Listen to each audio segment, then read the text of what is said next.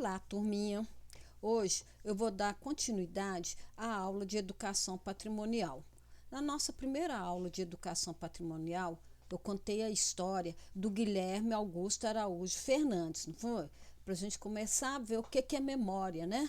Contei o caso dele, a história dele, linda por sinal. Na segunda aula, nós vimos um pouco sobre Sabará, né? Seus monumentos, o que é preservado, o que é patrimônio, o que é patrimônio, o que é bem material, o que é bem imaterial. E por falar nisso, vocês vão precisar rever esta aula novamente, porque no caderno que vocês receberam tem este conteúdo. Se vocês tiverem dúvida, é só consultar esta aula. Na aula de hoje é uma aula especial. Eu sempre faço minhas aulas com muito carinho, coloco muito amor, mas essa aula foi uma aula especial. Por quê? Porque eu vou mexer com a história de alguns moradores do bairro, né? E certamente alguns moradores são parentes de vocês. Deve ter vovô, deve ter vovó, papai, né? Porque eu vou contar a história do Mazagão. E eu sei que os antigos moradores de Mazagão trazem na memória bastante história de lá. E vai ser uma oportunidade de relembrar, né, o tempo que eles falavam que era muito bom. Então vamos lá? Videoaula 51, História, Educação Patrimonial, valorizando o passado, vivendo o presente, pensando o futuro. Distrito Carvalho de Brito, Marzagão. Professora Rosângela Macedo Fernandes. A origem do terreno, né? Como que surgiu esse terreno para a construção dessa fábrica? Por escritura lavrada, no cartório do primeiro ofício da comarca de Sabará, Minas Gerais, na folha 21, né, a 25V, do livro de notas número 104, em data de 25 de maio de 1881, a Companhia Industrial Sabarense adquiriu de José Ferreira de Queiroz e outros a antiga fazenda Mazagão, ali descrita. Escritura esta devidamente registrada sob o número 3205 na folhas 167 do livro 3H do Registro de Imóveis de Sabará, né? Então, imóveis. Então, se vocês forem no cartório, levarem esse número lá, vocês vão achar esse registro lá, né? Tá tudo anotadinho, tudo certinho. Em 10 de 2 de 1915, a Companhia de Fiação e Tecidos de Minas Gerais passou a exercer o domínio do imóvel como legítima sucessora da Companhia Industrial Sabarense, conforme o registro número 3.493, na folha 21 do livro 3I, feito em 31 de 12 de 1948, do Registro de Imóveis de Sabará. Então, indo, né, ir lá no cartório, levando esses dados, vocês vão ver esse registro lá, quando a Companhia de Fiação e Tecidos comprou da Companhia, né, Industrial Sabarense esse terreno.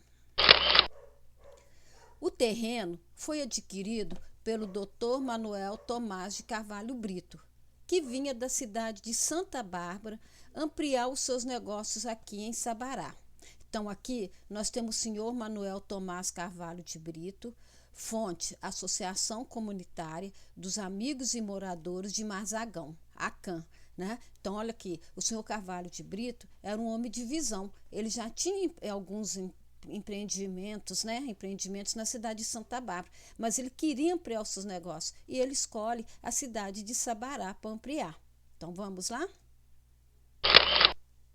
Manuel Tomás Carvalho de Brito fazia parte da elite administrativa e governamental de Minas Gerais, ou seja, ele tinha um cargo político junto ao governo do estado. Naquela época nem falava governo, falava presidente, né, de Minas Gerais. Então ele tinha era um senhor benquisto, né, pelo governo e tinha um cargo administrativo lá, né, um cargo político. Nascido em 17 de janeiro de 1872, natural de Antônio Dias, território pertencente a Itabira, exerceu a função de promotor público em Santa Bárbara entre 1894 e 1896. No período de 1906 a 1908, a convite do então presidente do estado de Minas Gerais, João Pinheiro, exerceu o cargo de secretário de Estado do Interior e Justiça, dentre outros cargos públicos. É o que eu disse para vocês, ele tinha um cargo político, ele tinha cargo público dentro do governo, né? E na época era quem? Governador? João Pinheiro, né?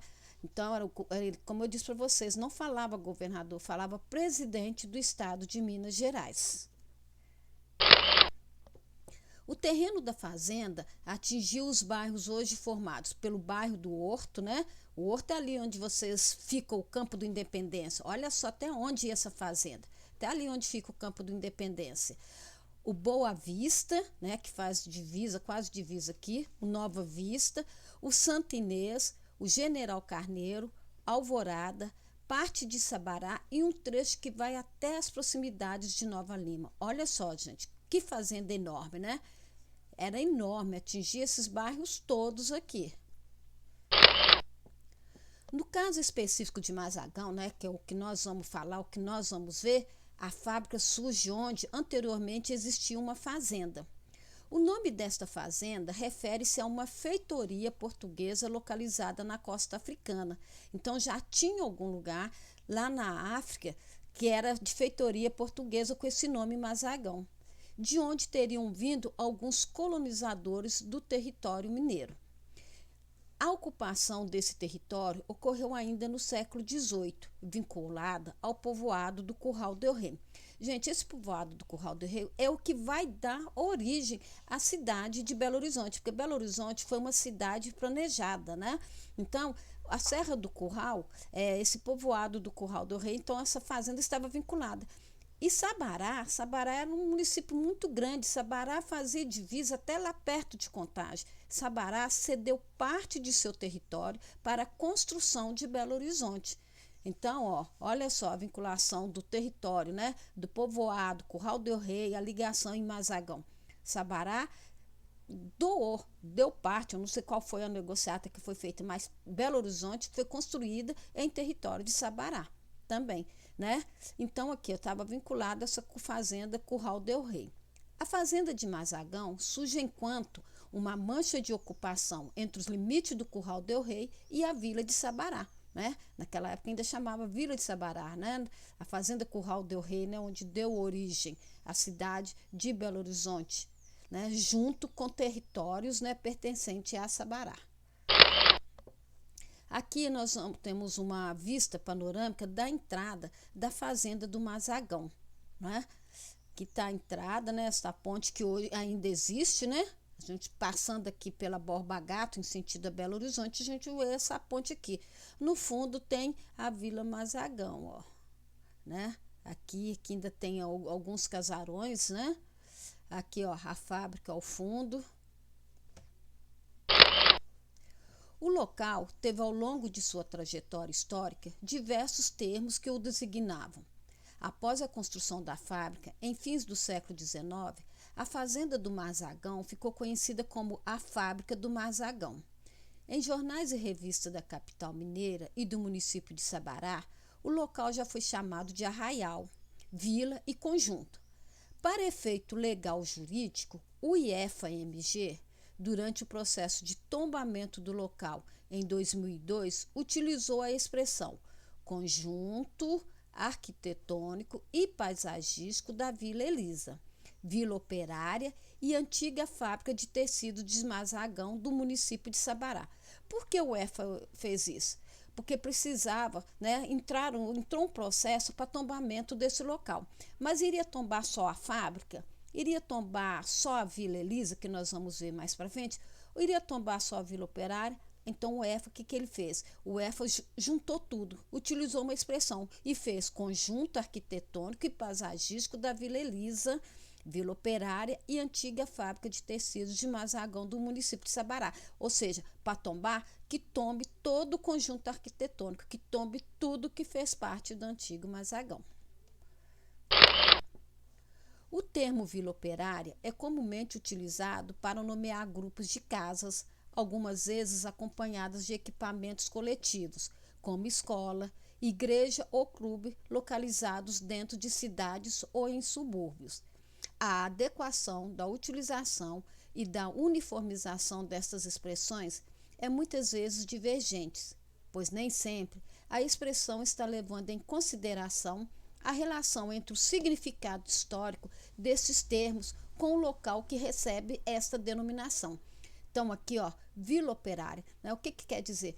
Aqui entra o coração, né? O que os antigos moradores querem, né? A história da Vila Operária, né? Saber usar, né? Porque a vila compreendia isso tudo aqui, ó, eram as casas, né, que eram os antigos sobrados, né, os equipamentos coletivos, o que tinha lá nessa Vila Operária? Lá tinha uma escola, tinha igreja, né, tinha cinema, nós vamos aqui para frente, tinha um campo de futebol. Então isso tudo aqui, ó, mexe com o coração dos antigos moradores do Mazagão. Em Sabará, o local que abrigou a fábrica de tecidos e as residências de operários, juntamente com toda uma infraestrutura para a manutenção da vida destes, pertence administrativamente ao Distrito Carvalho de Brito. Entretanto, o local é conhecido popularmente apenas como Mazagão. Então, Sabará, vocês viram, né, no quarto ano, terceiro ano, como que é dividido Sabará. Para melhor administrar, a cidade é dividida em distrito.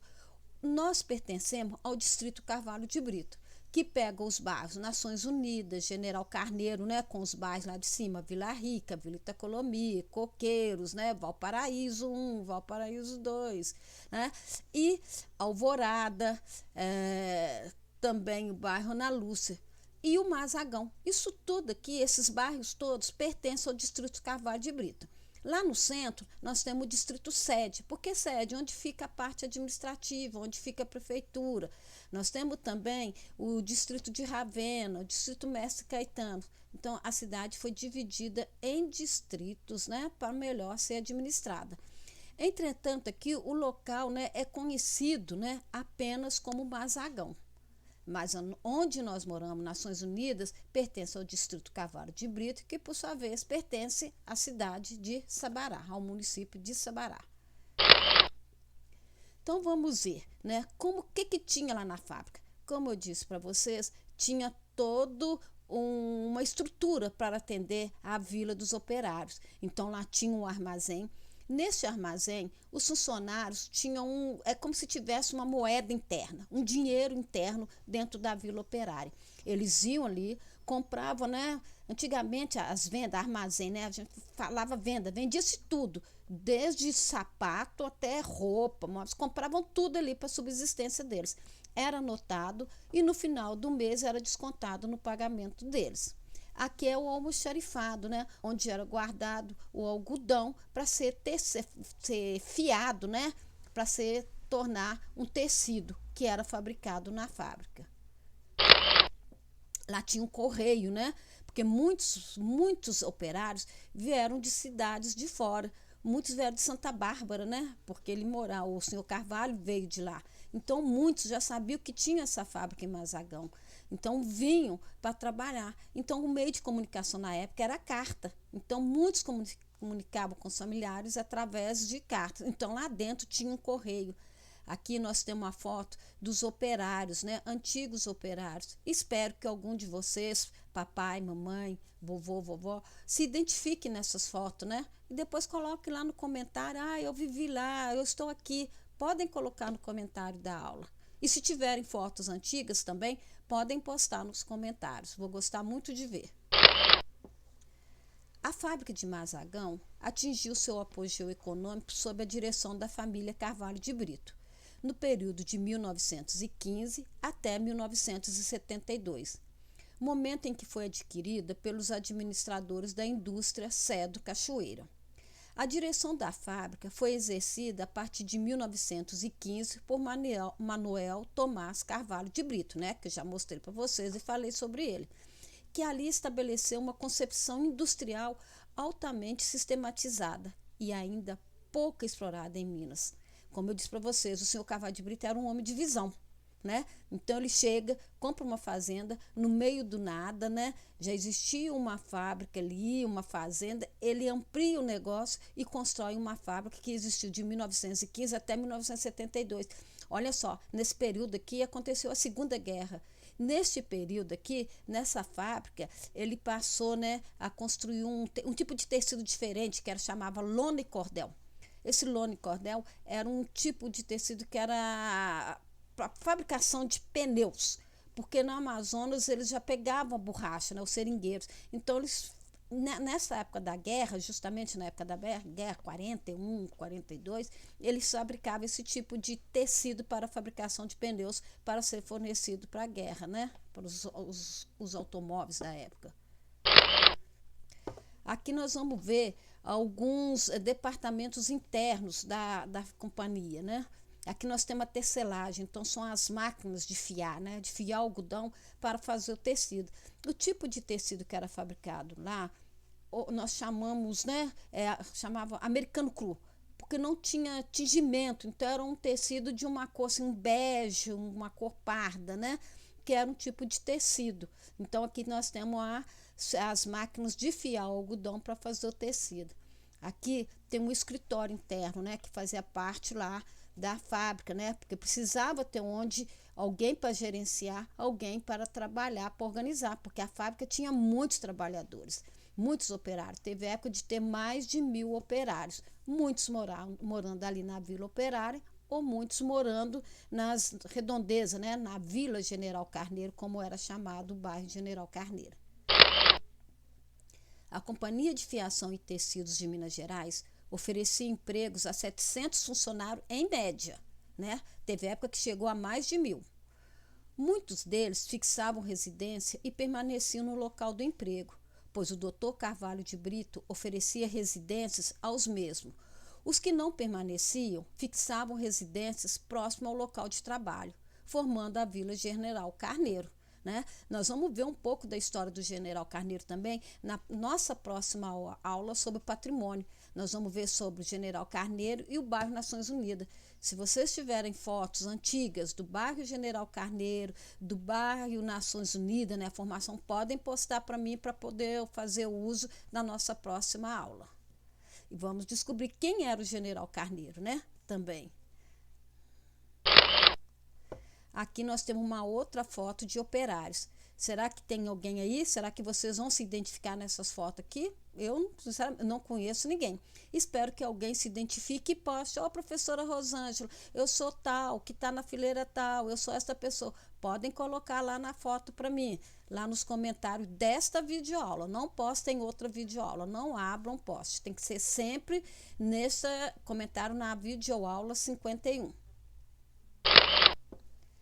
A fábrica de Mazagão começou a ser construída no ano de 1878.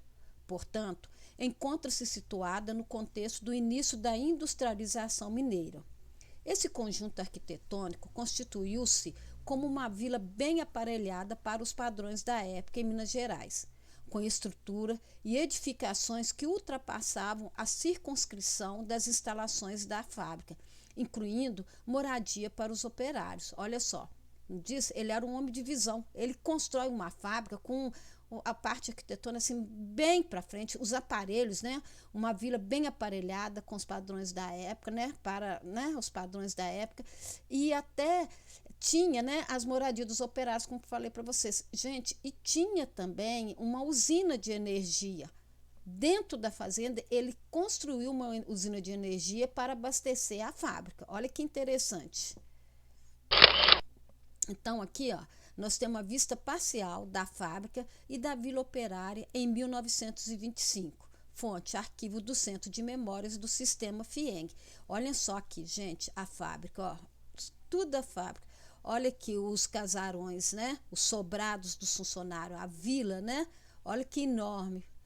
Olha só, é importante, a área verde, né? Alguns moradores falam, né, que ela era cercada, a fazenda, a vila era cercada por eucaliptos, né? Tinha uma plantação enorme de eucalipto ao redor da vila. Alguns funcionários, principalmente os responsáveis pela manutenção do equipamento, eram de origem estrangeira, né? Pelo maquinário, pelo escritório, o senhor Carvalho de Brito trazia gente que tinha qualificação para lidar com o maquinário. Não adiantava colocar qualquer um, já que as máquinas, né, eram máquinas importadas, eram equipamentos, né, que estavam assim, como bem à frente, né, no futuramente, né, falando assim, ele comprava coisas boas, coisas de qualidade e na parte de tecnológica bem avançada. Então aqui nós temos na década de 40 tem o senhor John Cuff. Como eu disse, ele pegava funcionários de origem estrangeira. Ele era o inglês e era o gerente e responsável técnico dos equipamentos da fábrica, acompanhado por sua família em frente ao escritório da fábrica, né? Então aqui deve ser a esposa, as filhas, né? Onde que ele trabalhava. Aqui deveria ser o escritório.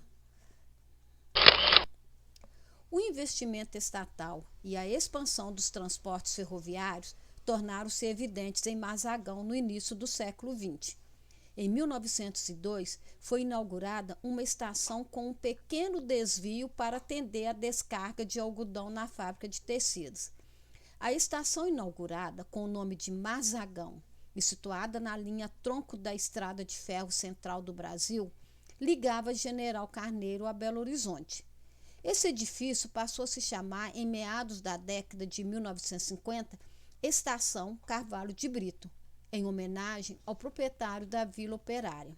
Esta edificação foi demolida na década de 1980. Olha só a importância. O que produzia, né? A quantidade de tecidos que essa fábrica produzia, foi necessário construir uma estação. Olha o poder desse homem, uma propriedade particular. A rede ferroviária cria uma estação dentro de uma propriedade particular. Para quê? Para a entrada, ele precisava de matéria-prima. Qual que era a matéria-prima? Ele era o algodão. Ele precisava do algodão para poder criar os tecidos. Então, ali, ele cria uma estação, né? Que depois passa a se chamar Carvalho de Brito. E ali dentro tinha como que fala? Uma parte, né, que entrava, né, os vagões entravam para que fosse armazenado o algodão no depósito e no almoxarifado. Infelizmente, né, essa edificação foi demolida na década de 80, mas nem por isso vocês vão deixar de ver uma foto dela. Então aqui, ó, tem a inauguração da estação Mazagão. Este senhor aqui na frente, né, é o senhor Carvalho de Brito, na inauguração da estação Mazagão, que depois passou a se chamar Estação Carvalho de Brito, em homenagem ao senhor Carvalho de Brito. Aqui é uma foto da antiga estação, acredito que foi esta aqui, né, que foi demolida. Aqui, ó, a estação aqui, ó, Carvalho de Brito, né, homenageando o senhor Carvalho de Brito. Estação Carvalho de Brito, anos 1950. A fonte Estações Ferroviárias. Os empregados recebiam da companhia de tecidos toda a subsistência, pois toda a alimentação provinha da fazenda Mazagão, com desconto na folha de pagamento. Quando eu disse para vocês lá no início, onde tinha aquele armazém, né? Que eram as antigas vendas, né? Nas antigas vendas se achavam de tudo, né? Roupa, alimento, calçados. Então eles compravam, né? Era como se tivesse uma moeda diferente rodando ali dentro, né? Dentro da fazenda, que era o vale, né? E era descontado no final do mês. Além da alimentação, os moradores recebiam atendimento médico, remédios e era assistido por uma enfermeira. Os funcionários também tinham a vida cultural oferecido pelo Dr. Carvalho de Brito e que ficava na própria localização da fábrica, como o cinema, o teatro, uma biblioteca e um campo de futebol. O ritmo de vida na Vila Mazagão era influenciado pela disposição arquitetônica e pelos limites da própria vila, onde se tinha bem delimitado o espaço utilizado pelo patrão e as residências dos operários. As atividades dos moradores sofriam influências diretas da marcação de tempo e ritmo imposto pelo trabalho na fábrica. O cotidiano do trabalhador era marcado por uma longa e dura jornada de trabalho, com descanso semanal único fixado aos domingos, dia em que o comércio estava fechado. Também eu acredito que era uma forma, né, de manipular os funcionários a comprar ali no armazém, adquirir o que queriam ali dentro do armazém. Mas o armazém fechava também, né, porque era o dia de folga deles. É engraçado que vocês passando aqui, né, indo na Borba Gato, a casa dele não ficava na vila. A vila ficava pós-ponte e a casa dele antes da ponte, onde que eu vou mostrar para vocês, né, que é a Vila Elisa. Então, no final de semana era o dia de descanso deles e eles faziam o uso do campo, do cinema, a biblioteca. Então, aqui nós temos cinema de Tábua na década de 1940.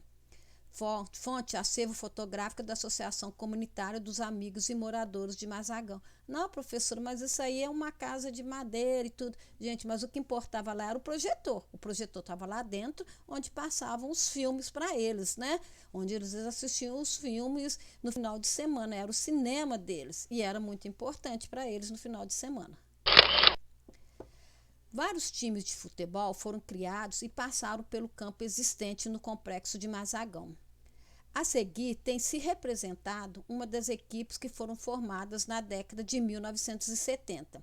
Então, Grêmio Atlético Clube em 1972. Então, aqui, ó, será que tem algum parente de vocês aqui que fez parte desse time? Então, coloquem lá no comentário. Olha aqui, o campo de futebol de Mazagão.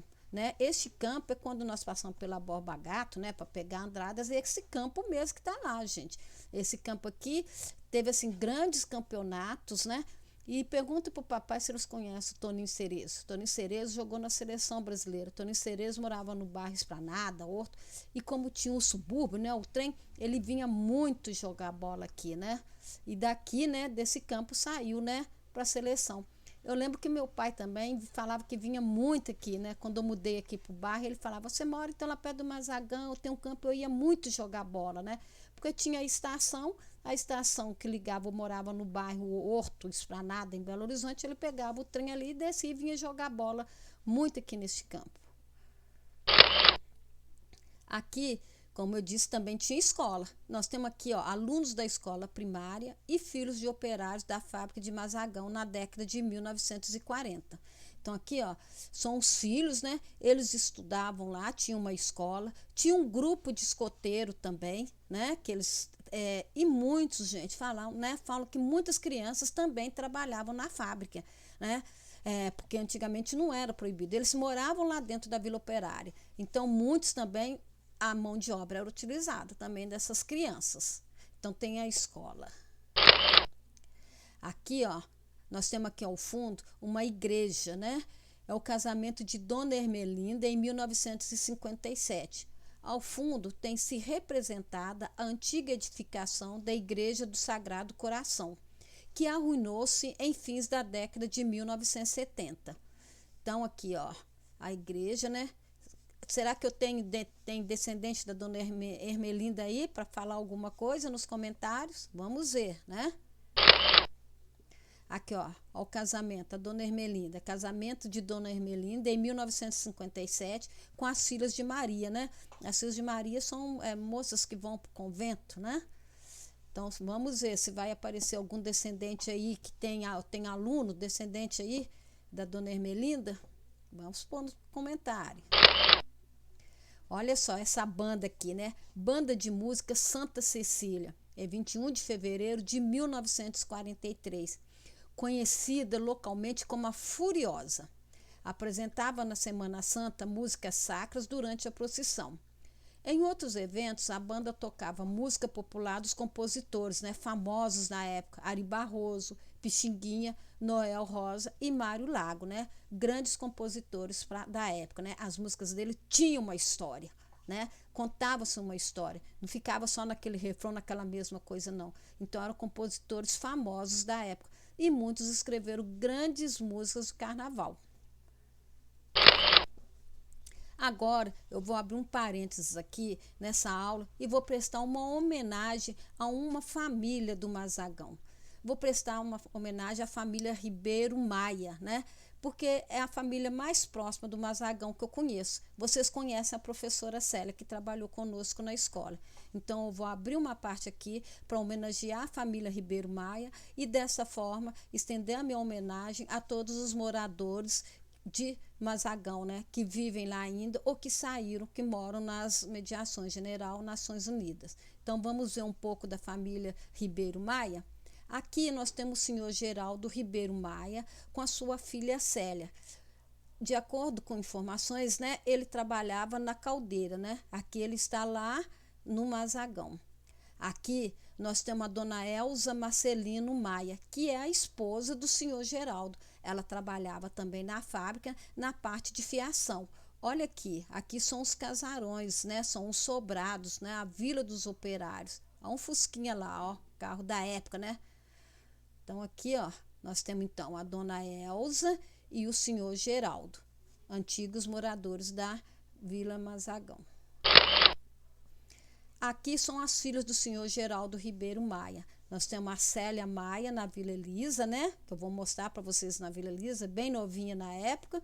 Aqui nós temos a Sandra Maia, também foto tirada na Vila Elisa. Aqui ao fundo, nós temos a Célia Maia, né? Está sentada em frente à sua residência. A residência dela ficava na Rua do Meio, número 3. Essa pessoa aqui com a criança, eu não consegui saber quem que é, tá? Mas ao fundo tem a Célia Maia sentada em frente à sua casa. Aqui nós temos a Sônia Maia, né? Irmã da Célia também, sentada nos jardins da fábrica. Olha aqui a fábrica ao fundo, ó. Então, ela está sentada no jardim da fábrica. Aqui nós temos a Sônia, né? A Sônia e a Célia Maia. Aqui elas estão lá na Vila Elisa, né? Que eu vou mostrar para vocês depois o que era a Vila Elisa. Aqui tem a foto de time de futebol da época. Será que tem alguém aí, parente de vocês? Poste nos documentários. Você sabia que Mazagão também tem um hino? Olha o amor pela vila, né? Foi criado um hino e este hino conta a história do Mazagão. Então vamos lá? Eu não vou cantar, eu vou ler para vocês. Desde os meus primeiros passos, eu me lembro com emoção dessa terra maravilhosa que se chama Mazagão. Jovens, na turma do Zito, iniciava a formação, criando homens sérios para o futuro da nação. Teu passado, tua história, imortais nesta canção, são guardados nesta memória dos teus filhos com emoção. Faça sol ou faça chuva, dou adeus à solidão. Neste carnaval eu vou extravasar meu coração. Veio a crise, fecharam a fábrica, cortaram os eucaliptos que lhe davam proteção, mas nunca vão cortar o amor a Mazagão que existe no meu coração. Quem escreveu esse hino foi o senhor Nonato, do conjunto musical Opus 6. Nas imediações da fábrica existe a Vila Elisa, que era a moradia da família Carvalho de Brito. Como eu disse para vocês, depois da ponte ficava a Vila dos Operários e a fábrica. Antes da ponte ficava a Vila Elisa. Então, ele separou o que eram os patrões, residência dos patrões, da residência dos operários. A Vila Elisa é formada pela Casa Grande, a Casa dos Empregados da Casa e a Capela. A Casa Grande é composta de 2 pavimentos com elevador, o que já era assim uma tecnologia para a época super avançada, né? Uma casa com elevador no meio do nada, numa fazenda no meio do mato, né? Mas já tinha um elevador, o que era um avanço para a época. Tinha sala de música, 12 dormitórios, 12 dormitórios, dando um total de 22 cômodos. A Vila Dona Elisa é um sítio construído em Mazagânia pelo patriarca Manuel Tomás de Carvalho Brito, porque Mazagão também já foi chamado de Mazagânia, viu, gente? Depois que passou para Mazagão. Teve esse nome em homenagem à sua esposa, Dona Elisa, mais conhecida como Dona Zizinha. Lá moravam o senhor e senhora Carvalho Brito, o filho Raul Gastão e Dona Ieda Lagoeira, que era a esposa do senhor Raul Gastão. Quem vai no posto médico, nas Mangueiras, aquela casa lá nos fundos, que vocês olhando lá nos fundos, é a casa que pertenceu ao senhor Raul e à dona Ieda Lagoeiro, tá? Então, aquela casa lá nos fundos, quando vocês forem tomar vacina, vocês olham lá para frente, tem uma casa que pertenceu ao senhor Raul e à dona Ieda. A Vila Elisa ainda sobrevive com seu pomar e jardins, que fizeram inveja a muitas pessoas. Então, essa casa está lá. Pena que é uma propriedade, né, que não se pode entrar. Mas eu entrei lá. Quando eu fiz um trabalho sobre o Distrito Carvalho de Brito, eu fui junto com um ex-funcionário e vi a Vila Elisa. Entrei lá, né? Então aqui nós temos a Vila Elisa, né? A casa grande com seus 22 cômodos. Aqui tem a parte, né, que é cozinha, copa, né? E aqui a parte onde moravam os empregados que serviam a casa grande. Aqui para frente tem um jardim, gente, um jardim lindo. Um jardim, tinha um coreto, né? Com lagos. Infelizmente, a parte dos lagos eles aterraram. Não existem mais os lagos. Mas eu vi lá onde era o lago, vi a usina, tá? Que gerava energia para a casa grande, a casa dos funcionários e para a fábrica. Lá, como eu disse, tinha capela. Eu fui lá e vi, né? Não consegui entrar na capela, mas vi pela janela a capela. Teve uma pessoa quem pegou o escolar com a Sônia do escolar, né, que já é falecida, ela casou nessa capela, porque o pai dela trabalhou lá na Vila Elisa, o seu Antônio. O seu Antônio trabalhou junto, né, quando criança, conviveu lá na Vila Elisa, e a Sônia, que era do especial, né, que já faleceu, ela fez questão de casar nessa capela. Após a morte de Manuel Tomás Carvalho de Brito, em 1952, a fábrica foi administrada por seus filhos, dentre os quais se destaca o senhor Raul de Brito e seu genro, o senhor Luiz Gonzaga Nascimento e Silva, que foi casado com Vilma de Carvalho Brito do Nascimento e Silva. A gestão implementada na fábrica não se adaptou às transformações econômicas ocorridas no Brasil a partir da segunda metade da década de 50. Gente, isso aqui já foi o período pós-guerra, né? Eu acho que o mundo todo sofreu, né? Transformações econômicas atingiu o mundo todo, estava acabando, saindo de uma segunda guerra mundial. E a gestão não conseguiu, né, as transformações econômicas ocorridas nesse período pós-guerra. Tal fato, aliado à falta de investimento e renovação do maquinário da fábrica, fez com que a atividade têxtil da empresa começasse a enfraquecer. Por volta de 1950, o já obsoleto maquinário da década de 1930 foi modificado. Então, o que aconteceu? Não renovaram o maquinário, né? O maquinário ficou obsoleto, ficou ultrapassado. Né? Porque o senhor Carvalho de Brito, enquanto estava à frente, ele mantinha esta parte sempre atualizado, sempre com maquinário novo. Ele faleceu, os herdeiros não se importaram muito com isso e o maquinário ficou obsoleto, ficou ultrapassado. Em 1972, a decadente fábrica de tecidos Mazagão foi vendida juntamente com sua hidrelétrica, a indústria têxtil Cedro Cachoeira, que encerrou as atividades poucos anos depois e vendeu o maquinário que era utilizado na fábrica. Então, ela compra, poucos anos depois, a indústria Cedro Cachoeira encerrou as atividades e vende tudo, né? Até mesmo o maquinário, que fazia parte, né, gente, do patrimônio material dessa fábrica, né? Então, hoje, isto era um patrimônio material, né, da fábrica de tecidos Mazagão. Os herdeiros da família Carvalho de Brito criaram, após alguns anos, uma nova sociedade, que passou a administrar o território pertencente à Vila Operária. Eles passam a administrar o território, que era a fazenda. Eu não falei, né, que no início a fazenda ia até o bairro Horto, pegava Alvorada, Boa Vista, Nova Vista, né, até a divisa com Nova Lima. Então, eles passam a administrar o território. Esse novo empreendimento é uma empresa que atua até os dias de hoje no ramo imobiliário, denominada União Rio Empreendimentos S.A. Essa união, gente, pertence aos moradores, né, os herdeiros do seu Carvalho. Eles vivem, alguns, né, tem alguns descendentes que moram no sul do Brasil e outros que moram no estado do Rio de Janeiro.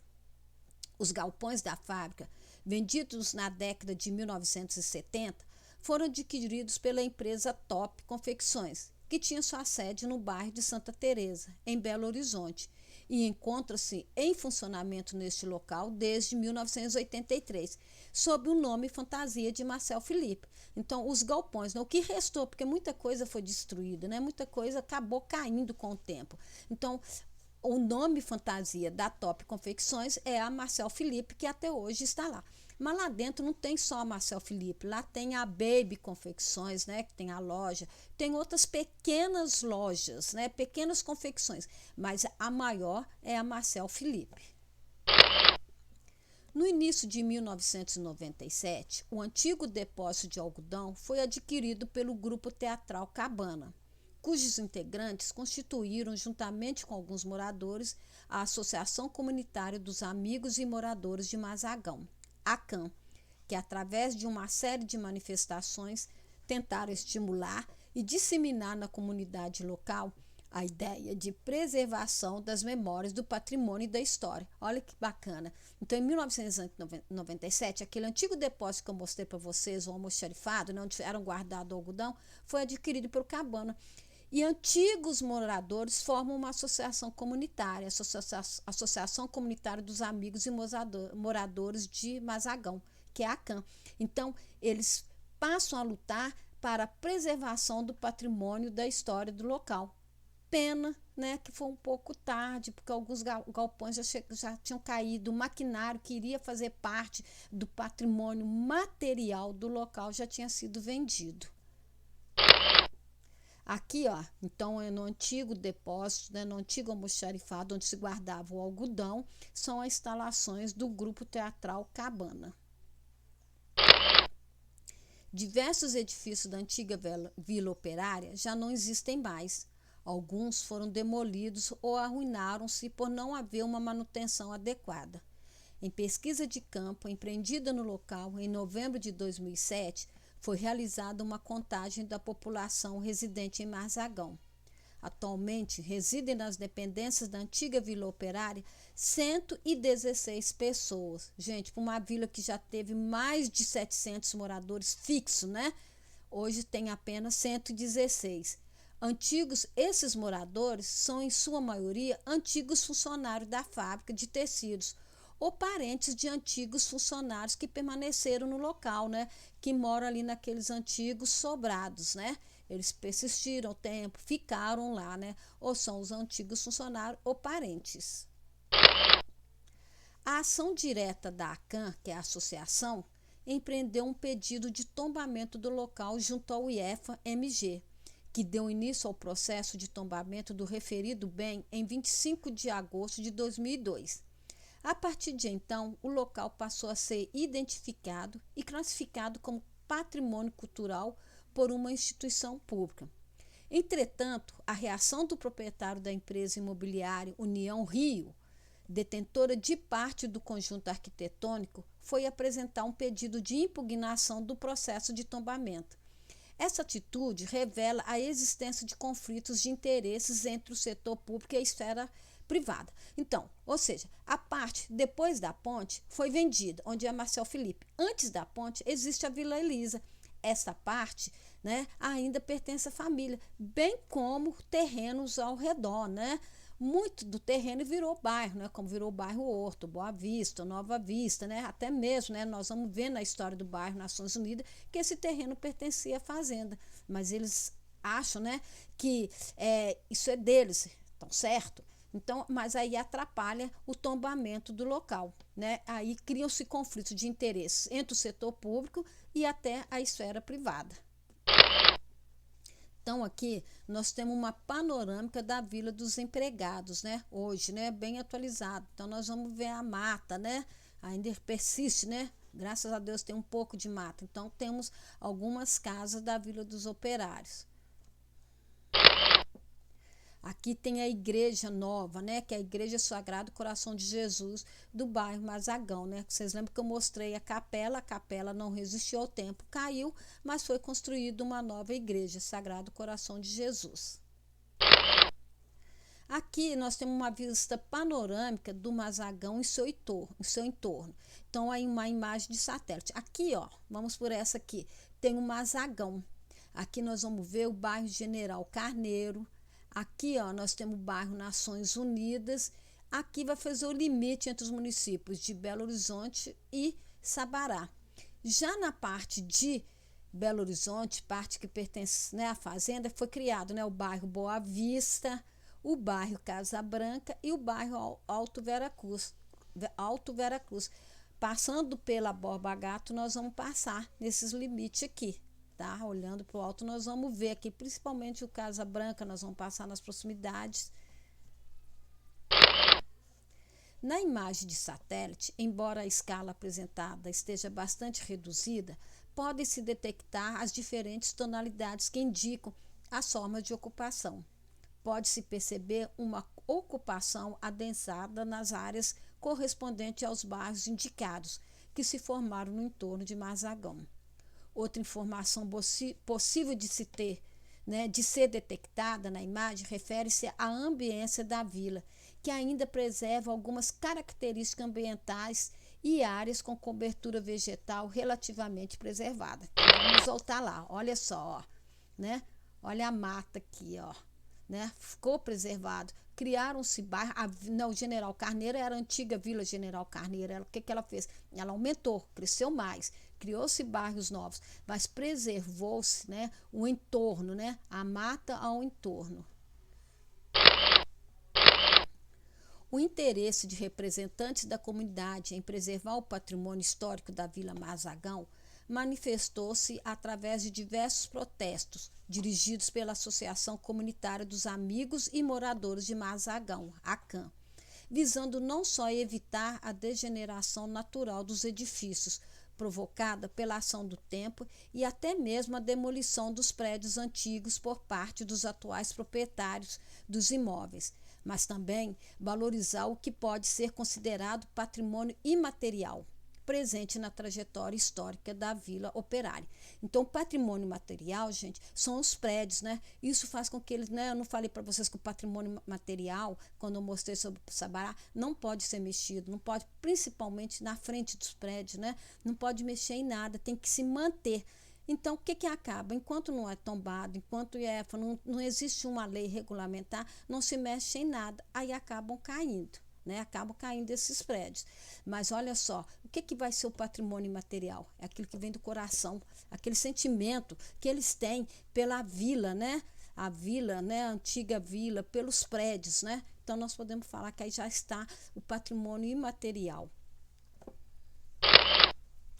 Os representantes da comunidade buscam criar um centro cultural com o intuito de valorizar a memória social, local e manter os antigos moradores, já que muitos desses se encontram desmotivados a permanecer nos edifícios que apresentam condições precárias de conservação.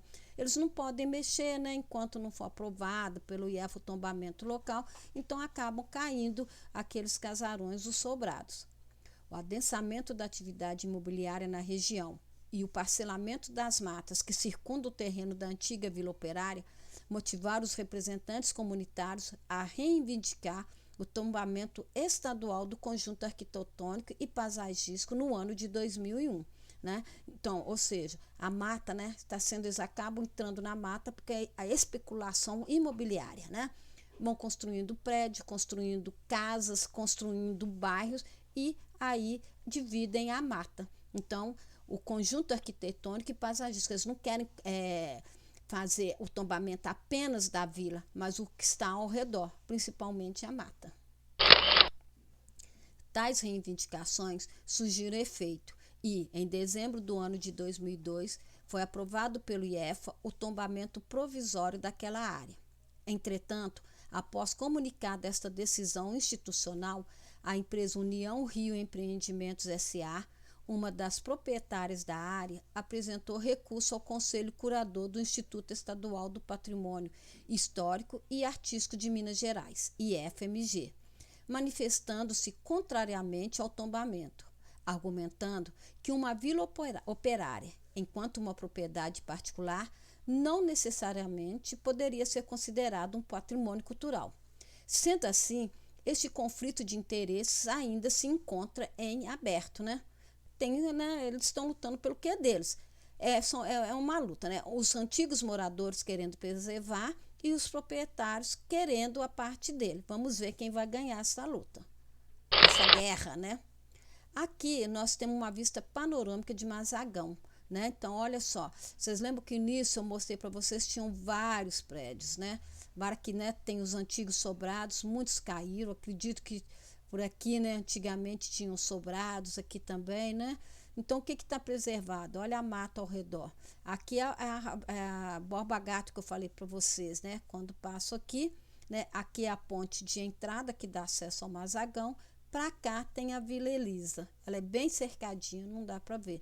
Mas olha só a preservação da mata, né? Infelizmente, muitos dos prédios, tanto da fábrica quanto da vila, acabaram cedendo ao tempo e caíram. Esse trabalho foi uma dissertação apresentada ao programa de pós-graduação em Ciências Sociais da Pontifícia Universidade Católica de Minas Gerais, como requisito parcial para obtenção do título de mestre em Ciências Sociais. Trabalho, Memórias e Preservação Patrimonial na Vila Mazagão, Sabará, Minas Gerais, em Belo Horizonte, março de 2008. O aluno que fez esse trabalho, essa dissertação, foi o Rodrigo Preticosites de Ávila.